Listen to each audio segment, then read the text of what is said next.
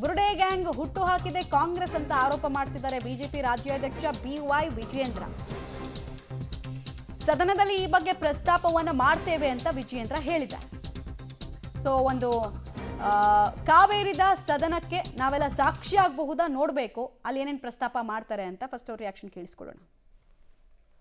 ಹಾಕಿರ್ತಕ್ಕಂಥವ್ರೆ ಕಾಂಗ್ರೆಸ್ ಸರ್ಕಾರದವರು, ಅದಕ್ಕೆ ಉತ್ತರ ಕೊಡಬೇಕಾಗಿರ್ತಕ್ಕಂಥದ್ದು ಅವರೇನೆ. ಎಲ್ಲೊಂದು ಬಿಡಿ ಚರ್ಚೆ ಮಾಡ್ತಾರೆ.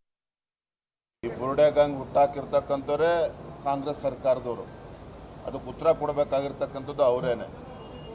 ಎಲ್ಲೊಂದು ಬಿಡಿ ಚರ್ಚೆ ಮಾಡ್ತಾರೆ.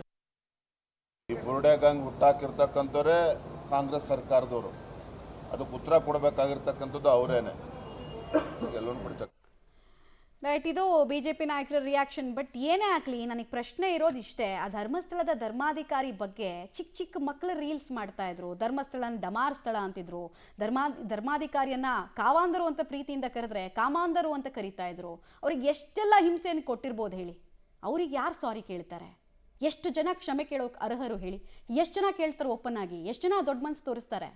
76 ವರ್ಷ ವಯಸ್ಸವರಿಗೆ, 55 ವರ್ಷದಿಂದ ಪಟ್ಟಾಧಿಕಾರದಲ್ಲೇ ಇದ್ದವರು, ಸಮಾಜದ ಬಗ್ಗೆ ಚಿಂತನೆ ಮಾಡ್ತಿದ್ದವರು, ಅವರನ್ನು ಎಷ್ಟು ಕೆಟ್ಟದಾಗಿ ನಡೆಸ್ಕೊಂಡಿದೆ ಸಮಾಜ ಅನ್ನೋದನ್ನು ನಾನು ನಿಮ್ಮ ವಿವೇಚನೆಗೆ ಬಿಟ್ಬಿಡ್ತೀನಿ.